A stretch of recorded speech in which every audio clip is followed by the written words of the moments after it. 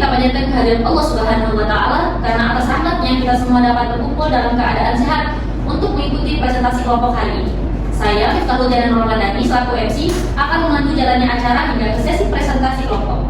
Presentasi hari ini akan dibawakan oleh Meriana selaku presentator pertama, Maina Eria Puspita selaku presentator kedua, Sylvia Trianto ini presentator ketiga, yang akan membahas tentang Standar Nasional Akreditasi Rumah Sakit atau SNAS edisi 1.1. Tentunya kegiatan ini akan dipandu langsung oleh moderator yang telah dipilih oleh kelompok. Sebelum kita mulai, izinkan saya memperkenalkan moderator yang akan memimpin sesi ini, Alvina Eka Permadani, Prodi Administrasi Rumah Sakit, yang hari ini akan membantu mengarahkan jalannya diskusi, menyampaikan pertanyaan, serta menjaga alur waktu presentasi. Untuk itu, mari kita sambut moderator kita hari ini, Alvina Eka Permadani. Kepada moderator, waktu dan tempat kami persilakan. Assalamualaikum warahmatullahi wabarakatuh. Selamat pagi. Perkenalkan, saya Alvina Eka Permadani yang akan bertugas sebagai moderator dalam sesi presentasi dari kelompok hari ini. Adapun materi yang akan dipresentasikan oleh kelompok kami adalah Standar Nasional Akreditasi Rumah Sakit SNAS edisi 1.1 dengan outline bab 1 tata kelola rumah sakit, bab 2 manajemen mutu dan keselamatan pasien, bab 3 sumber daya manusia, yang keempat ada standar TKRS, yang kelima ada elemen penilaian, dan yang terakhir pada penerapan di rumah sakit, yang bertujuan untuk memberikan pemahaman lebih dalam mengenai SNAS. Sebelum memulai, izinkan saya menyampaikan susunan acara sesi ini. Pertama, pembukaan. Kedua, penyampaian materi oleh anggota kelompok. Ketiga, sesi tanya jawab. Dan yang terakhir, penutup. Tanpa berlama-lama, mari kita dengarkan pemaparan materi dari kelompok kami. Kepada Meriana sebagai presentator pertama, waktu dan tempat dipersilakan. Terima kasih kepada moderator atas kesempatan yang diberikan. Perkenalkan, nama saya Meriana sebagai presentator pertama. Untuk saya di sini akan menjelaskan tentang tata kelola rumah sakit. Adapun TKRS 1, TKRS 1.1, TKRS 1.2, maksud dan tujuan itu regulasi dan struktur organisasi. Yang pertama, pemilik RS wajib menetapkan regulasi terkait pengorganisasian, wewenang, tanggung jawab, dan evaluasi kinerja representasi pemilik. Yang kedua, ada regulasi ini bisa berbentuk peraturan internal, corporate bylaws, atau dokumen serupa. Selanjutnya, struktur organisasi pemilik dan representasi pemilik harus terpisah dari struktur organisasi rumah sakit sesuai bentuk badan hukum dan peraturan perundangan. Pemilik rumah sakit tidak boleh menjadi direktur rumah sakit, tapi berada di atas representasi pemilik dan bekerja sama dengan direktur untuk mencapai visi-misi rumah sakit. Selanjutnya ada delegasi dan regulasi. Yang pertama, wewenang pemilik dapat didelegasikan ke representasi pemilik atau direktur dan harus diatur dalam regulasi. Yang kedua, regulasi minimal memuat struktur organisasi, tanggung jawab wewenang atau 16 poin, pendelegasian, serta penunjukan dan evaluasi kinerja representasi pemilik dan direktur. Selanjutnya, struktur organisasi rumah sakit harus sesuai peraturan perundangan dan mencakup yang pertama direktur atau kepala rumah sakit, yang kedua unsur pelayanan medis, yang ketiga unsur keperawatan, yang keempat unsur penunjang medis, yang kelima unsur administrasi umum dan keuangan, yang keenam komite medis, dan yang ketujuh satuan pemeriksaan internal. Struktur dapat disesuaikan dengan kebutuhan, beban kerja, dan klasifikasi rumah sakit. Selanjutnya ada TKRS 1.3, maksud dan tujuan yaitu pemilik atau representasi pemilik rumah sakit bertanggung jawab dalam pengawasan kendali mutu dan biaya. Mereka harus yang pertama mengkaji dan menyetujui PMKP sesuai misi rumah sakit. Yang kedua, melakukan pengawasan implementasi PMKP secara berkesinambungan. Yang ketiga, menyediakan sumber daya dan mengevaluasi investasi mutu. Selanjutnya ada pelaporan yang harus diterima dan ditanggapi oleh pemilik atau representasi pemilik. Yang pertama, laporan indikator mutu dan analisis setiap 3 bulan. Yang kedua, laporan kejadian tidak diharapkan atau KTD setiap 6 bulan. Yang ketiga, laporan kejadian sentinel setiap terjadi, termasuk laporan hasil analisis RCA, root cause analysis. Selanjutnya, TKRS 1.1, 1.2, 1.3. Tanggung jawab utama, yang pertama, penyediaan modal, dana operasional, dan sumber daya. Yang kedua, penunjukan dan evaluasi kinerja direksi rumah sakit. Yang ketiga, penunjukan dan evaluasi kinerja representasi pemilik. Yang keempat, penetapan struktur organisasi rumah sakit. Yang kelima, regulasi pengelolaan keuangan dan SDM rumah sakit. Yang keenam, penetapan arahan kebijakan rumah sakit. Yang ketujuh, penetapan, penyebarluasan, dan peninjauan visi dan misi rumah sakit. Yang kedelapan, persetujuan rencana anggaran. Selanjutnya yang kesembilan, persetujuan rencana strategis rumah sakit. Yang ke-10, pengawasan pelaksanaan rencana strategis. Yang ke-11, persetujuan pendidikan atau profesi kesehatan dan penelitian. Yang ke-12, persetujuan dan tindak lanjut program mutu dan keselamatan pasien. Yang ke-13, pengawasan kendali mutu dan biaya. Yang ke-14, perlindungan hak dan kewajiban pasien. Yang ke-15, perlindungan hak dan kewajiban rumah sakit. Yang ke-16, kepatuhan terhadap etika dan peraturan perundangan. TKRS 2, maksud dan tujuannya yaitu yang pertama, kepemimpinan rumah sakit. Pimpinan tertinggi yaitu kepala, direktur utama atau direktur, atau disebut direktur rumah sakit dalam standar akreditasi. Yang kedua, bisa dibantu direksi, yaitu wakil direktur atau kelompok direksi sesuai kebutuhan. Yang ketiga, pentingnya kepemimpinan yaitu untuk memastikan operasional rumah sakit berjalan efisien dan mencapai visi misi. Yang keempat, persyaratan direktur yaitu tenaga medis, ahli permasakitan sesuai peraturan perundangan. TKRS 3, maksud dan tujuannya, struktur kepemimpinan di bawah direktur rumah sakit. Yang pertama, rumah sakit wajib menetapkan pimpinan struktural di bawah direktur rumah sakit sesuai peraturan perundangannya. Kedua, pimpinan minimal mencakup yang A, pelayanan medis, keperawatan, penunjang medis, administrasi umum dan keuangan. Selanjutnya, pimpinan ini disebut kepala bidang atau divisi. Adapun tugas dan kualifikasinya, rumah sakit menetapkan kualifikasi dan menunjuk pimpinan yang sesuai. Kepala bidang atau divisi berperan dalam operasionalisasi misi rumah sakit dan menyusun program, regulasi, serta rencana strategis bersama direksi. Misi dan regulasi pemilik harus dilaksanakan bersama oleh direktur dan kepala bidang atau divisi. TKRS 3.1, maksud dan tujuannya yaitu perencanaan penyediaan pelayanan pasien di rumah sakit melibatkan beberapa langkah penting, dimulai dari kepala bidang atau divisi yang bertanggung jawab menentukan kualifikasi pimpinan departemen klinis dan unit pelayanan agar sesuai dengan misi rumah sakit. Selain itu, kepala bidang atau divisi juga merencanakan cakupan dan jenis pelayanan bersama unit layanan untuk memastikan pelayanan yang diberikan relevan dan efektif. Direktur rumah sakit turut melibatkan masyarakat, tokoh masyarakat, serta fasilitas kesehatan lainnya dalam proses perencanaan guna menyesuaikan pelayanan dengan kebutuhan real di lapangan. Seluruh bentuk dan jenis pelayanan yang dirancang harus mencerminkan arah strategis rumah sakit serta mempertimbangkan perspektif dan kebutuhan pasien sebagai pusat pelayanan. Komunikasi dan informasi layanan. Yang pertama, kepala bidang atau divisi merencanakan layanan untuk komunitas dan populasi pasien. Yang kedua, menyusun komunikasi berkelanjutan dengan pemangku kepentingan utama. Yang ketiga, informasi yang disampaikan. Yang pertama, layanan yaitu jam kerja dan proses perawatan. Selanjutnya, kualitas layanan, yaitu layanan yang tersedia, yaitu sumber rujukan. TKRS 3.2, maksud dan tujuannya yaitu kepala bidang atau divisi bertanggung jawab memastikan komunikasi yang efektif di seluruh rumah sakit, baik antar kelompok profesional, unit struktural, maupun dengan pihak luar. Sementara itu, direktur rumah sakit bertanggung jawab memastikan akurasi informasi serta membentuk budaya kerjasama yang mendukung koordinasi dalam pemberian asuhan pasien. Metode komunikasi layanan dan koordinasi. Yang pertama, menggunakan metode formal dan informal untuk meningkatkan komunikasi. Yang kedua, koordinasi layanan klinik dicapai melalui kolaborasi antar unit pelayanan dalam menyusun regulasi.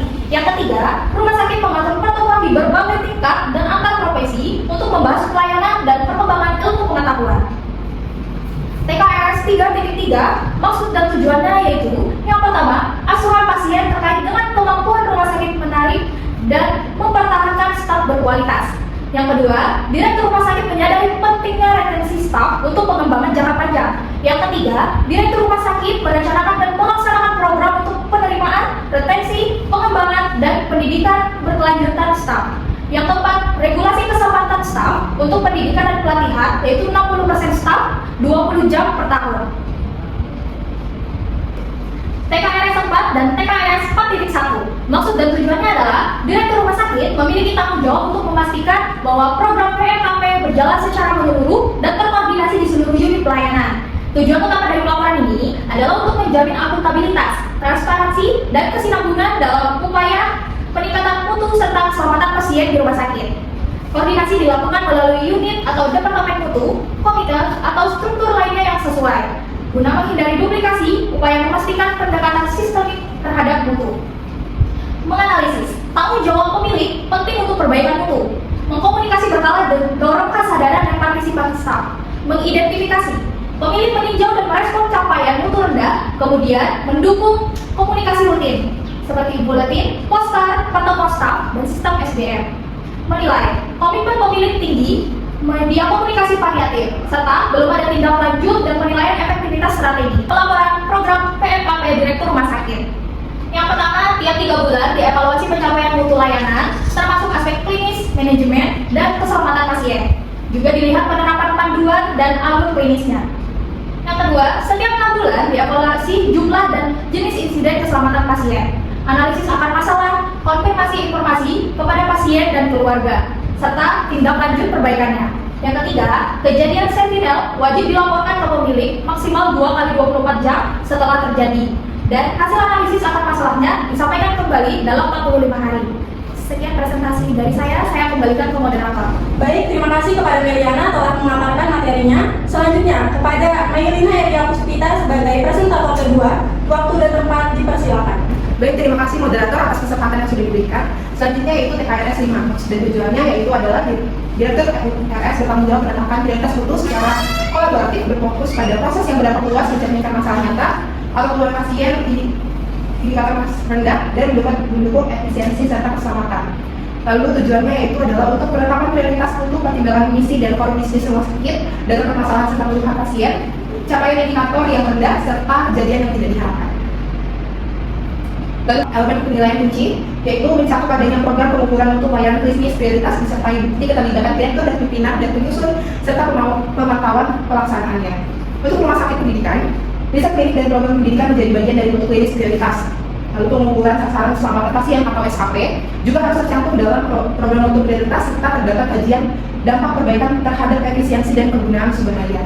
Jadi peran Direktur RS sendiri yaitu yang pertama menyusun bersama pimpinan dan tim untuk program peningkatan mutu prioritas, yang kedua memonitor capaian indikator dan rencana perbaikan, dan yang terakhir adalah mengembangkan standarisasi asuhan klinis dan indikator mutu klinis, manajerial, sasaran serta sasaran keselamatan pasien atau SKP. Tapi yang ketiga yaitu manajemen sumber daya manusia. TKRS 7 maksud dan tujuannya yaitu Direktur Rumah Sakit perlu membuat keputusan berdasarkan data dan informasi yang lengkap, tidak hanya berdasarkan harga. Ini berlaku untuk penggandaan serta alat medis, misalnya pompa infus, atau keputusan terkait sumber daya manusia, misalnya perawat. Lalu informasi yang harus dipertimbangkan meliputi mutu dan keselamatan pasien, persyaratan pemeliharaan, kebutuhan pelatihan stok, data kegagalan dan fungsi dan insiden keselamatan. Lalu komponen pengumpulan datanya yaitu data harus mencakup persyaratan apa rekomendasi resmi terkait teknologi medis, obat-obatan, atau pembukaan farmasi dari 3 jenis yaitu pemerintah, organisasi profesi nasional atau internasional, dan yang terakhir sumber terpercaya lainnya. Lalu penggunaan teknologi medis baru atau trial. Jika teknologi atau obat masih dalam tahap uji coba trial, yaitu adalah rumah sakit harus melakukan kajian terhadap dampaknya pada mutu dan keselamatan pasien. Yang kedua harus ada persetujuan dari direktur rumah sakit sebelum digunakan. Lalu yang ketiga adalah wajib memperoleh informed consent atau persetujuan khusus dari pasien. Regulasi yang diperlukan dari rumah sakit perlu menyusun regulasi yang mengatur proses pemilihan teknologi medis dan obat baru. Yang kedua, menetapkan standar pengumpulan data untuk mendukung keputusan. Lalu yang ketiga, menjamin keselamatan dan mutu pelayanan pasien. Tujuan utamanya yaitu adalah untuk menjamin keamanan dan kualitas perbekalan farmasi di rumah sakit dengan menelusuri dan mengelola rantai distribusi obat agar terhindar dari produk pasar gelap, palsu, tercemar, atau cacat yang dapat membahayakan pasien dan staf. Lalu di sini ada manajemen rantai distribusi obat yang bertujuan untuk menjamin pengadaan perbekalan rumah sakit yang aman dan berkualitas, yang mencakup seluruh distribusi mulai dari pabrik, distributor hingga baruan rumah sakit. Terus dan tujuan dari itu tadi adalah khusus untuk pembelian alat keselamatan, bahan medis habis pakai, dan obat yang beresiko termasuk vaksin, agar memperhatikan alur rantai distribusi antara lain meliputi dari akte pendirian perusahaan dan pengesahan dari Kementerian Hukum dan Hak Asasi Manusia, lalu surat izin usaha atau usaha perusahaan atau SIUP, SPWP, lalu izin perdagangan besar farmasi, penyalur alat kesehatan atau PBF, PAK. Lalu standar dari TKRS sendiri yaitu standar yang pertama adalah organisasi serta wewenang pemilik dan representasi pemilik dijelaskan di dalam regulasi yang dijelaskan oleh pemilik RS. Lalu standar 1.1 adalah tanggung jawab dan akuntabilitas pemilik dan representasi pemilik telah dilaksanakan sesuai regulasi yang ditetapkan dan sesuai peraturan perundang-undangan. Lalu standar TKRS 1.2 yaitu RS memiliki misi, rencana strategis, rencana kerja, program peningkatan mutu dan keselamatan pasien, pengawasan mutu pendidikan serta laporan akuntabilitas representasi pemilik. Lalu standar TKRS 1.3 yaitu pemilik atau representasi pemilik memberi persetujuan program peningkatan mutu dan keselamatan pasien rumah sakit, menerima laporan pelaksanaan program secara berkala dan memberi respon terhadap laporan yang disampaikan. Lalu standar dari TKRS 1, direktur rumah sakit sebagai pimpinan tertinggi di rumah sakit bertanggung jawab untuk menjalankan rumah sakit dan mematuhi peraturan dan perundang-undangan. Lalu standar TKRS 3, para kepala bidang atau divisi rumah sakit ditetapkan dan secara bersama bertanggung jawab untuk menjalankan misi dan membuat rencana serta regulasi yang dibutuhkan untuk melaksanakan misi tersebut. Lalu standar TKRS 3.1, direktur rumah sakit dan para bidang atau divisi rumah sakit mengidentifikasi dan merencanakan jenis pelayanan klinis yang dibutuhkan untuk memenuhi kebutuhan pasien yang dilayani di rumah sakit tersebut. Lalu standar TKRS 3.2, rumah sakit mempunyai regulasi untuk memastikan terselenggaranya komunikasi efektif di rumah sakit. Lalu standar TKRS 3.3, rumah sakit menetapkan program proses seragam untuk melakukan penerimaan atau pengangkatan atau rekrutmen, retensi, pengembangan dan pendidikan berkelanjutan semua staf dengan melibatkan kepala bidang atau divisi dan kepala unit pelayanan. Standar TKRS 4, yaitu direktur RS merencanakan, mengembangkan dan melaksanakan program peningkatan mutu dan keselamatan pasien. Standar TKRS 4.1, direktur RS memberikan laporan pelaksanaan program PMKP kepada pemilik atau representasi pemilik sesuai dengan regulasi rumah sakit. Lalu standar TKRS 5, direktur rumah sakit memprioritaskan proses di rumah sakit yang akan diukur, program PMKP yang akan diterapkan, dan bagaimana pengukuran keberhasilan dalam upaya di seluruh rumah sakit ini. Standar TKRS 7 yaitu direktur RS membuat keputusan terkait pengadaan dan penggunaan sumber daya dengan mempertimbangkan mutu dan keselamatan. Lalu standar TKRS 7.1, direktur RS menelusuri dan menggunakan data dan informasi tentang rantai distribusi obat dan perbekalan farmasi yang aman untuk melindungi pasien dan staf dari produk yang berasal dari pasar gelap, palsu, terkontaminasi atau cacat. Lalu elemen penilaian TKRS 1, elemen penilaiannya itu yang pertama, pemilik menetapkan regulasi yang mengatur A sampai dengan G yang ada di dalam maksud dan tujuan yang dapat berbentuk korporat. Lalu yang telusur, regulasi tentang pengaturan kewenangan antar pemilik dengan skor 10 TL, 5 TS, 0 TT.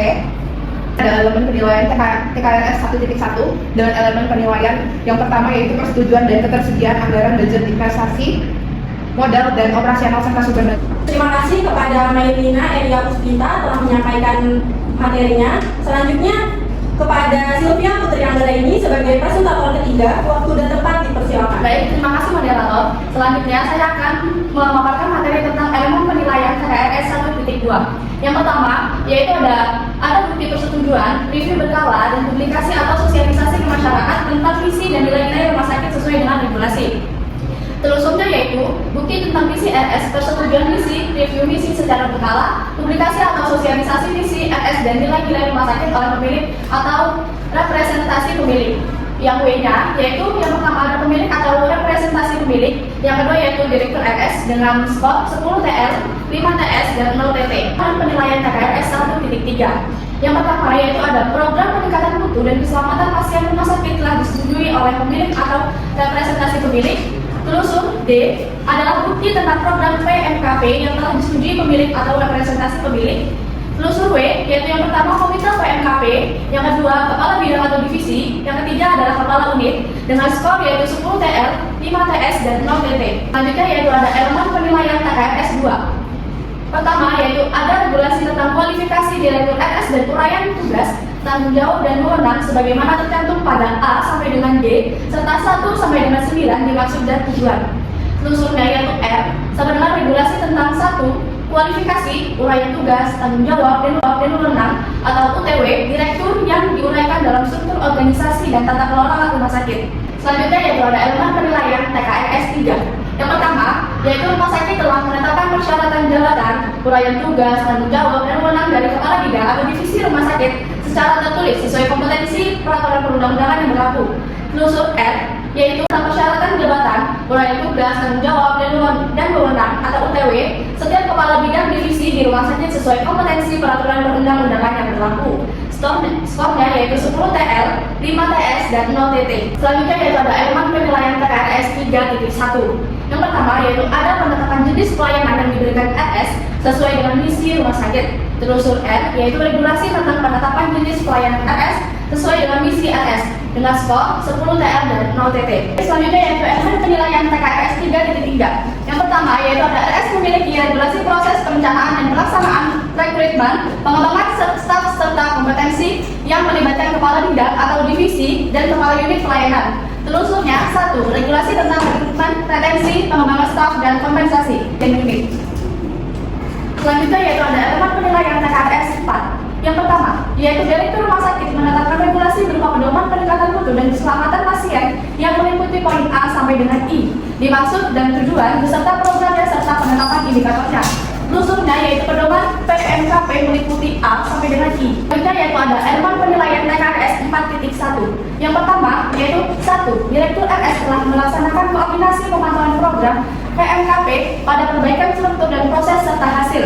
Telusurnya yaitu bukti pemantauan yang dilakukan kepala unit dan komite PMKP.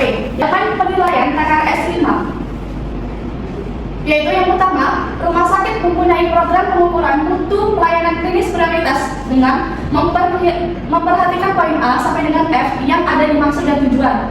Telusurnya yaitu program pengukuran mutu pelayanan klinis prioritas.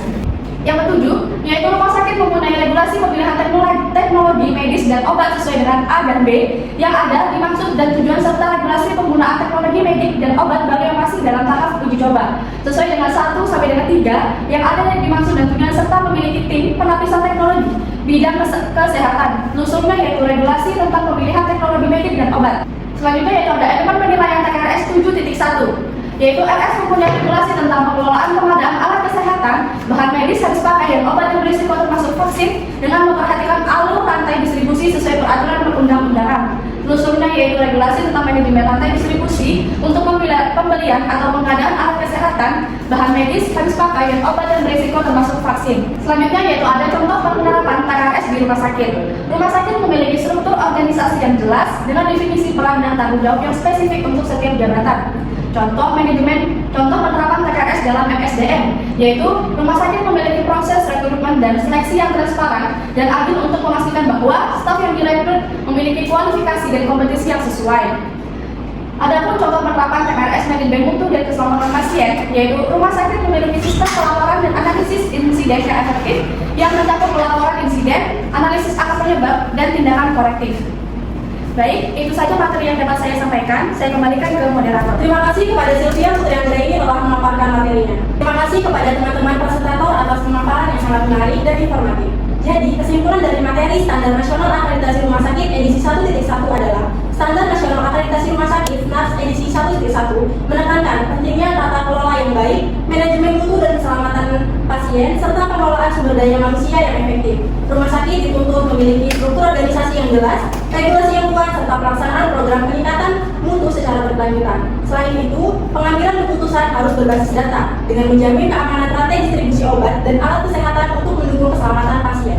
Penerapan SNAR secara konsisten akan meningkatkan mutu layanan dan kepatuhan terhadap standar nasional. Selanjutnya, kita masuk ke sesi tanya jawab. Bagi teman-teman yang ingin bertanya, silakan. Jelaskan pentingnya regulasi dan struktur organisasi dalam pengelolaan rumah sakit. Bagaimana hal ini berkontribusi terhadap keselamatan pasien dan kualitas pelayanan. Terima kasih kepada Jason telah memberikan pertanyaan kepada kelompok kami. Selanjutnya saya memberikan kesempatan kepada Alvina Fiorita untuk menjawab pertanyaan dari Jason. Untuk Alvina Fiorita, waktu yang tepat saya persilakan. Regulasi dan struktur organisasi dalam pengelolaan rumah sakit sangat penting untuk memastikan keselamatan pasien dan kualitas pelayanan. Regulasi memberikan kerangka hukum dan standar operasional yang harus diikuti, sehingga setiap tindakan medis dan administratif memenuhi kriteria yang ditetapkan untuk mencegah keselamatan dan meningkatkan efisiensi. Sementara itu, struktur organisasi yang jelas memungkinkan pembagian tugas dan tanggung jawab yang efektif, memastikan bahwa setiap anggota tim medis dan non-medis memahami peran mereka dalam proses perawatan. Dengan adanya regulasi yang ketat dan struktur organisasi yang terencana, rumah sakit dapat menciptakan lingkungan yang aman, di mana risiko terhadap pasien dan pelayanan kesehatan dapat diberikan secara optimal, sehingga meningkatkan kepuasan pasien dan hasil kesehatan secara keseluruhan. Baik, terima kasih kepada para penanya dan juga teman-teman yang sudah menyimak dengan baik. Semoga materi yang disampaikan hari ini dapat bermanfaat bagi kita semua. Dengan demikian, berakhir sudah presentasi kelompok kami. Kami sebagai MC dan moderator mohon maaf apabila terdapat kesalahan selama menempuh jalan diskusi